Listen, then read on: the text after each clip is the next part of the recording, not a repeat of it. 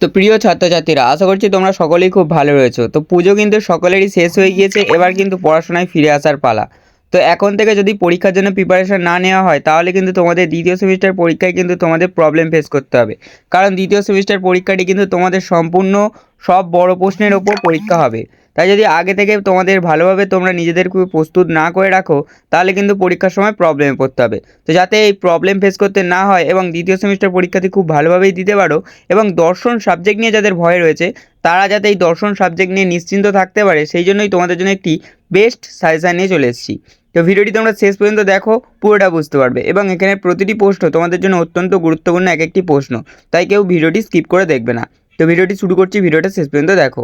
প্রথমেই তোমাদের জানিয়ে রাখি, তোমাদের কিন্তু দ্বিতীয় সেমিস্টার পরীক্ষায় 2, 3 এবং 6 নম্বরের প্রশ্ন আসবে। তাই প্রথমেই তোমাদের 2 নম্বরের কিছু প্রশ্ন দেখিয়ে নেব, যেগুলি তোমাদের জন্য অত্যন্ত গুরুত্বপূর্ণ। তো প্রথম প্রশ্ন হলো, যুক্তিবিজ্ঞান কাকে বলে? আধুনিক যুক্তিবিজ্ঞানী কপি তার ইন্ট্রোডাকশন টু লজিক গ্রন্থে যুক্তিবিজ্ঞানের সংজ্ঞায় বলেছেন, যুক্তিবিজ্ঞান হলো সেই শাস্ত্র যা বৈধ বা যথার্থ যুক্তি থেকে অবৈধ বা অযথার্থ যুক্তিকে পৃথক করার পদ্ধতি নিয়ে আলোচনা করে, তাকেই যুক্তিবিজ্ঞান বলা হয়। তো এখানে একটু টাইপিং মিস্টেক হয়ে গেছে, এটা ইন্ট্রোডাকশন টু লজিক হবে, তোমরা এটা ঠিক করে নিও। তো পরবর্তী প্রশ্ন হলো, যুক্তি কাকে বলে? তো উত্তরটি হবে, যুক্তি হলো ভাষায় প্রকাশিত অনুমান। সুতরাং যুক্তি এমন বচন সমষ্টি যেখানে একটি বচনের সত্যতা এক বা একাধিক বচনের সত্যতার উপর নির্ভর করে বলে দাবি করা হয়। যুক্তি হলো একাধিক বচনের সমষ্টি। তো যেহেতু এইগুলি তোমাদের 2 নম্বরের প্রশ্ন, তাই একটু বেশি বেশি করেই লিখতে হবে, 1 নম্বরের উত্তরের মতো লিখলে কিন্তু হবে না। তো 3 নম্বর প্রশ্ন হলো, অনুমান কাকে বলে? যখন আমরা জ্ঞাত বিষয়ের ওপর নির্ভর করে অজ্ঞাত বিষয় সম্পর্কে জ্ঞান লাভ করার চেষ্টা করি, সেই প্রক্রিয়াকে অনুমান বলা হয়। পরবর্তী প্রশ্ন হলো, যুক্তির অবয়ব কাকে বলে? যুক্তির অবয়বগুলি কি কি? তো উত্তরটি হবে, আমরা জানি বচন দিয়ে প্রতিটি যুক্তি তৈরি হয়, অর্থাৎ যেসব বচন দিয়ে যুক্তি গঠিত হয় তাদেরকে যুক্তির অবয়ব বলা হয়। যুক্তির অবয়বগুলি হলো হেতুবাক্য ও সিদ্ধান্ত। 5, সিদ্ধান্ত কাকে বলে? যখন কোনো যুক্তিতে যে বাক্যকে প্রমাণ করা হয় তা হলো সিদ্ধান্ত। এর পরবর্তী প্রশ্ন হলো, অনুমান ও যুক্তির পার্থক্য লেখো। অনুমান ও যুক্তি দুটি পার্থক্য হলো, অনুমান ও যুক্তির মূল পার্থক্য হলো প্রকাশ ও অপ্রকাশ। অনুমান হলো মনের ভাবনার প্রকাশ, আর ভাষায় প্রকাশিত অনুমানকে যুক্তি বলা হয়। 7 নম্বর প্রশ্নটি হলো, অবরোহ যুক্তি বলতে কী বোঝো? এই প্রশ্নটি কিন্তু অত্যন্ত গুরুত্বপূর্ণ একটি প্রশ্ন, তাই এই উত্তরটি একটু ভালোভাবেই দেখে রাখবে।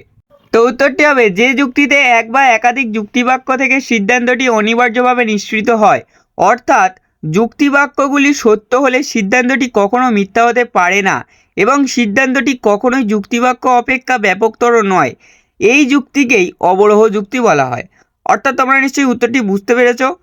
এর পরবর্তী প্রশ্ন হলো, আরোহ যুক্তি বলতে কী বোঝো? এই প্রশ্নটিও কিন্তু অত্যন্ত গুরুত্বপূর্ণ একটি প্রশ্ন, তাই এই উত্তরটিও তোমরা কিন্তু একটু ভালোভাবেই দেখে রাখবে। তো উত্তরটি হবে, যে যুক্তিতে সিদ্ধান্ত আশ্রয়বাক্য থেকে অনিবার্যভাবে নিঃসৃত হয় না এবং যেখানে সিদ্ধান্ত আশ্রয়বাক্যের অপেক্ষা বেশি ব্যাপক হয়, তাকে আরোহ যুক্তি বলা হয়। তো এই আরোহ এবং অবরোহ যুক্তি, এই দুটি প্রশ্ন কিন্তু তোমরা একটু ভালোভাবে দেখে রাখবে। তো চলে যাবো পরবর্তী প্রশ্নে। পরবর্তী প্রশ্ন হলো, যুক্তির আকার কাকে বলে? যে কোনো যুক্তির অন্তর্গত বচনগুলি হলো যুক্তির উপাদান। আবার যুক্তির উপাদান বলতে যুক্তির বিষয়বস্তুকে বোঝানো হয়ে থাকে। এই উপাদান দিয়ে গঠিত হয় যুক্তি। এই যুক্তিকে যখন একটি বিশেষ আকারে উপস্থিত করা হয়, তখন তাকে যুক্তির আকার বলা হয়। তো তোমাদের এখানে একটি কথা জানিয়ে রাখতে চাই, এই যে সাজেশন ভিডিওটি তোমরা দেখতে পাচ্ছ, এই সাজেশনটি হলো তোমাদের দ্বিতীয় সেমিস্টারের প্রথম অধ্যায় থেকে, অর্থাৎ তোমাদের যে যুক্তির প্রকৃতি আরোহ এবং অবরোহ অধ্যায়টি রয়েছে, এই অধ্যায় থেকে সম্পূর্ণ 2 এবং 3 নম্বর প্রশ্নের সাজেশন, যেই প্রশ্নগুলি তোমাদের দ্বিতীয় সেমিস্টার পরীক্ষার জন্য অত্যন্ত গুরুত্বপূর্ণ এক একটি প্রশ্ন। এবং বাকি যে অধ্যায়গুলি রয়েছে, বাকি অধ্যায়গুলিরও সাজেশন খুব তাড়াতাড়ি আমি আপলোড করে দেবো। তো যারা এখনও পর্যন্ত চ্যানেলটি সাবস্ক্রাইব করে রাখোনি, এখনই চ্যানেলটি সাবস্ক্রাইব করে রাখো, যাতে ওই ভিডিওগুলি পোস্ট করার সাথে সাথে তোমরা পেয়ে যাও এবং পরীক্ষার অনেক আগেই তোমরা প্রশ্নগুলো ভালোভাবে রেডি করে রাখতে পারো। তো চলে যাবো পরবর্তী প্রশ্নে। তো পরবর্তী প্রশ্ন হলো, অনিরপেক্ষ বা সাপেক্ষ যুক্তি কাকে বলে? তো উত্তরটি হবে, যে অবরোহ যুক্তির অন্তত একটি অবয়ব সাপেক্ষ বচন, তাকে বলা হয় সাপেক্ষ যুক্তি। 11 নম্বর প্রশ্নটি হলো, যুক্তির উপাদান বলতে কী বোঝো? যুক্তির উপাদান হলো বচন একাধিক বচনের সহযোগে কোনো একটি যুক্তি গঠিত হয়, যে কোনো যুক্তির অন্তর্গত ওই সমস্ত বচনগুলি হলো যুক্তির উপাদান। আবার যুক্তির উপাদান বলতে যুক্তির বিষয়বস্তুকেও বোঝানো হয়ে থাকে, এই উপাদান নিয়ে গঠিত হয় যুক্তি। তো এই 11টি প্রশ্ন ছিল তোমাদের প্রথম অধ্যায় থেকে 2 নম্বরের অত্যন্ত গুরুত্বপূর্ণ এক একটি প্রশ্ন। তো এরপরে চলে যাবো তোমাদের প্রথম অধ্যায় থেকে 3 নম্বরের কিছু গুরুত্বপূর্ণ প্রশ্নের দিকে। তো প্রথম প্রশ্ন হলো, যুক্তিবিদ্যাকে কেন আদর্শনিষ্ঠ বিজ্ঞান বলা হয়? তো উত্তরটি হবে, যুক্তিবিদ্যা সত্যতা আদর্শের মানদণ্ডে তার বিষয়বস্তুর মূল্য নির্ধারণ করে। এই মূল্য নির্ধারণের মাধ্যমে যুক্তিটি বৈধ না অবৈধ তা বিচার করা হয় বলে যুক্তিবিদ্যাকে আদর্শনিষ্ঠ বিজ্ঞান বলা হয়। 2 নম্বর প্রশ্নটি হলো, মাধ্যম ও অমাধ্যম অবরোহ যুক্তি কাকে বলে? উদাহরণ দাও। উত্তরটি হবে, যে অবরোহ যুক্তির সিদ্ধান্তটি একটিমাত্র আশয়বাক্য থেকে অনিবার্যভাবে নিঃসৃত হয় তাকে অমাধ্যম অবরোহ যুক্তি বলা হয়। যেমন সকল ডাক্তার হন জ্ঞানী ব্যক্তি, অতএব কোনো জ্ঞানী ব্যক্তি হন ডাক্তার। এরপর যে অবরোহ যুক্তির সিদ্ধান্তটি একের অধিক আশ্রয়বাক্য থেকে অনিবার্যভাবে নিঃসৃত হয় তাকে মাধ্যম অবরোহ যুক্তি বলা হয়। তো উদাহরণটি হবে, সকল মানুষই মরণশীল জীব, সকল রাজা হয় মানুষ, অতএব সকল রাজা হয় মরণশীল জীব। তো এখানে একটু টাইপিং মিস্টেক হয়ে গিয়েছে, এটা মানুষের হয়ে গিয়েছে, এটা মানুষ হবে, তোমরা এটা ঠিক করে নিও। 3 নম্বর প্রশ্নটি হলো, যুক্তির 3টি বৈশিষ্ট্য লেখো। তো যুক্তির 3টি বৈশিষ্ট্য হলো, যুক্তি একাধিক বচন দ্বারা গঠিত হয়। 2, যুক্তি হলো বাক্য সমষ্টি, কিন্তু যে কোনো বাক্য সমষ্টি আবার যুক্তি নয়। 3, যুক্তির 2টি অংশ থাকে, যথা যুক্তিবাক্য বা হেতুবাক্য এবং সিদ্ধান্ত। এছাড়া বিভিন্ন পয়েন্ট রয়েছে যুক্তির 3টি বৈশিষ্ট্য হিসেবে, তোমরা যে কোনো 3টি পয়েন্ট নিতে পারো। আমি এই 3টি পয়েন্ট সহজ হিসেবে ভেবেছি, তাই এই 3টি পয়েন্ট তোমাদের সামনে তুলে ধরলাম। এরপরে চলে যাব পরবর্তী প্রশ্নে। পরবর্তী প্রশ্ন হলো, প্রাকল্পিক ও বিকল্পিক যুক্তি কাকে বলে? যে অবরোহ যুক্তির প্রথম হেতুবাক্যটি একটি প্রাকল্পিক বচন এবং দ্বিতীয় হেতুবাক্য ও সিদ্ধান্ত উভয়ই নিরপেক্ষ বচন থাকে তাকে প্রাকল্পিক যুক্তি বলে। যে অবরোহ যুক্তির প্রথম হেতুবাক্যটি একটি বৈকল্পিক বচন এবং দ্বিতীয় হেতুবাক্য ও সিদ্ধান্ত উভয়ই নিরপেক্ষ বচন তাকে বলা হয় বৈকল্পিক যুক্তি। তো নিশ্চয়ই তোমরা বুঝতে পেরেছো যে প্রাকল্পিক ও বৈকল্পিক যুক্তি কাকে বলে। তো এরপরে চলে যাবো পরবর্তী প্রশ্নে।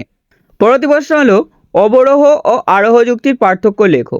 তো তোমাদের এখানে 3টি পয়েন্ট দিয়েছি পার্থক্যের। তো প্রথম হলো গঠনগত। অবরোহ যুক্তির ক্ষেত্রে এক বা একাধিক হেতুবাক্যের ওপর সিদ্ধান্ত গঠন করা হয়, কিন্তু আরোহ যুক্তির ক্ষেত্রে সিদ্ধান্তটি সর্বদা একাধিক হেতুবাক্যের ভিত্তিতে গঠিত হয়। এরপর সত্যতা। অবরোহ যুক্তির ক্ষেত্রে আকারগত সত্যতা নিয়ে আলোচনা করা হয়, কিন্তু আরোহ যুক্তিতে আকারগত সত্যতা ছাড়াও বস্তুগত সত্যতার ওপর গুরুত্ব দেওয়া হয়। এরপর মূল্যায়ন। আমরা অবরোহ যুক্তিকে বৈধ বা অবৈধ রূপে মূল্যায়ন করতে পারি, কিন্তু আরোহ যুক্তির ক্ষেত্রে বৈধতার প্রশ্নটি একেবারেই অপ্রাসঙ্গিক। তো তোমাদের আমি এখানে একটি কথা জানিয়ে রাখতে চাই, তোমাদের কিন্তু দ্বিতীয় সেমিস্টার পরীক্ষায় লজিক থাকবে।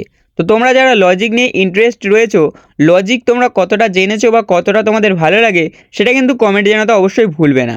এবং লজিক যারা এখনও পর্যন্ত জানো না লজিক সম্বন্ধে কি হয় বা কিভাবে লজিক করতে হয়, তারা কমেন্টে আমাকে জানাও, তাদের আমি যতটা সম্ভব সাহায্য করার চেষ্টা করব। তো লজিক সম্বন্ধে কিন্তু যাদের এখনও কোনো কিছু জানা নেই, যত তাড়াতাড়ি সম্ভব কিন্তু লজিকটা শিখে নাও, কারণ তোমাদের দ্বিতীয় সেমিস্টার পরীক্ষায় লজিক থাকবে। আর লজিকের নিয়ম যদি না জানা থাকে তাহলে কিন্তু কোনো প্রশ্নেরই উত্তর দিতে পারবে না। তো পরবর্তী প্রশ্ন কী আছে দেখে নেব। তো পরবর্তী প্রশ্ন হলো, যুক্তিবিদ্যার জনক কাকে বলা হয় এবং কেন? যুক্তিবিজ্ঞানের নব্যযুগের সূচনার ধারক কাকে বলা হয় এবং কেন? তো উত্তরটি হবে, গ্রিক দার্শনিক অ্যারিস্টটল খ্রিস্টপূর্ব 4র্থ শতকে যুক্তিবিজ্ঞান নামক দর্শনের একটি নতুন শাখার প্রবর্তন করেন। তাই অ্যারিস্টটলকে যুক্তিবিজ্ঞানের জনক বা ফাদার অফ লজিক বলা হয়। তোমাদের কিন্তু প্রশ্নটি এইভাবেও আসতে পারে যে ফাদার অফ লজিক কাকে বলা হয় এবং কেন? তো উত্তরটি একই হবে। তো পরবর্তী উত্তরটি হবে, যুক্তিবিজ্ঞানের নব্যযুগের সূচনার ধারক। তো এই উত্তরটি হবে, আইরিশ যুক্তিবিদ জর্জ বুলকে যুক্তিবিজ্ঞানের নব্যযুগের সূচনার ধারক বলা হয়, কারণ তিনি মনে করেছিলেন অ্যারিস্টটলীয় যুক্তিবিজ্ঞানে কিছু অসঙ্গতি আছে। এই সমস্যার সমাধানের জন্য তিনি 19বিংশ শতাব্দীতে নতুন নতুন উপায় উদ্ভাবন করেন। তার মধ্যে উল্লেখযোগ্য হলো অস্তিত্বমূলক তাৎপর্য। তো এইসব কারণের জন্যই কিন্তু এনাকে নব্যযুগের সূচনার ধারক বলা হয়, অর্থাৎ জর্জ বুলকে। এর পরবর্তী প্রশ্ন হলো, অবরোহ যুক্তির বৈশিষ্ট্যগুলি লেখো। প্রথমে হচ্ছে গঠনগত দিক থেকে দেখে নেব। অবরোহ যুক্তি এক বা একাধিক হেতুবাক্য দ্বারা গঠিত হয়, তাই অবরোহ যুক্তি মাধ্যম ও অমাধ্যম দুই প্রকারের হয়। 2, সিদ্ধান্তের নিঃসরণ। অবরোহ যুক্তির সিদ্ধান্তটি হেতুবাক্য থেকে অনিবার্যভাবে নিঃসৃত হয়, অর্থাৎ হেতুবাক্য সত্য হলে সিদ্ধান্ত মিথ্যা হতে পারে না। এই জাতীয় যুক্তিতে সিদ্ধান্তটি হেতুবাক্যের দ্বারা প্রমাণিত হয়, তাই এরূপ হতে পারে না যে হেতুবাক্য সত্য কিন্তু সিদ্ধান্ত মিথ্যা। 3 নম্বর পয়েন্ট হচ্ছে হেতুবাক্যের ব্যাপকতা। অবরোহ যুক্তির সিদ্ধান্ত কখনোই হেতুবাক্যকে অতিক্রম করে যেতে পারে না। অবরোহ যুক্তির সিদ্ধান্তটি হেতুবাক্য থেকে কম ব্যাপক বা সমব্যাপক হবে, কিন্তু কখনোই বেশি ব্যাপক হবে না।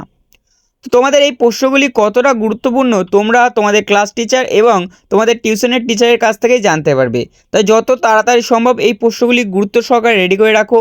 এই প্রশ্নগুলো কিন্তু তোমাদের দ্বিতীয় সেমিস্টার পরীক্ষার জন্য অত্যন্ত গুরুত্বপূর্ণ এক একটি প্রশ্ন।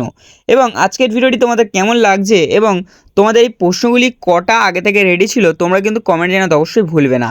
এবং যারা চ্যানেলটি নতুন হয়ে আছো চ্যানেলটি এখনই সাবস্ক্রাইব করে রেখে দাও। এবং যেমনটি তোমাদের বললাম যে বাকি অধ্যায়গুলির সাজেশন কিন্তু আমি খুব তাড়াতাড়ি দিয়ে দেবো, তাই তোমরা চ্যানেলটি ফলো করবে। তো পরবর্তী প্রশ্নটি কী আছে দেখে নেব।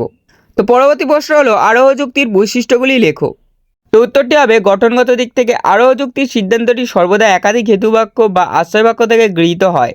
এক্ষেত্রে অভিজ্ঞতা প্রসূত জ্ঞানের সাহায্যে সার্বিক সিদ্ধান্ত প্রতিষ্ঠা করা হয়। এরপর দেখে নেব সিদ্ধান্তের সম্ভাব্যতা। আরোহ অনুমানে আশ্রয়বাক্য সত্য হলেও সিদ্ধান্ত কখনো সুনিশ্চিত হয় না, সম্ভাবনামূলক হয়। তো এই কটাই ছিল তোমাদের প্রথম অধ্যায় থেকে 3 নম্বরের কিছু গুরুত্বপূর্ণ প্রশ্ন এবং তোমাদের 2 এবং 3 নম্বরের কিছু গুরুত্বপূর্ণ প্রশ্ন এই ভিডিওটির মাধ্যমে তোমাদের সামনে আমি তুলে ধরলাম। এই প্রশ্নগুলি তোমরা যত তাড়াতাড়ি সম্ভব ভালোভাবে রেডি করে রাখো, তাহলে দেখবে তোমাদের দ্বিতীয় সেমিস্টার পরীক্ষা নিয়ে আর কোনো টেনশন থাকবে না এবং দ্বিতীয় সেমিস্টার পরীক্ষাটি খুব ভালোভাবেই দিতে পেরেছো। তো আজকের ভিডিওটা এইটুকুই ছিল। ভিডিওটা কেমন লাগলো কমেন্টে জানাতে অবশ্যই ভুলবে না এবং ভিডিওটি যদি ভালো লাগে তোমার ভিডিওটি বন্ধুদের মধ্যে শেয়ার করে দাও এবং ভিডিওটিতে একটি লাইক করে সুন্দর একটি কমেন্ট করে দাও। তো দেখা হচ্ছে পরের কোনো ভিডিওতে।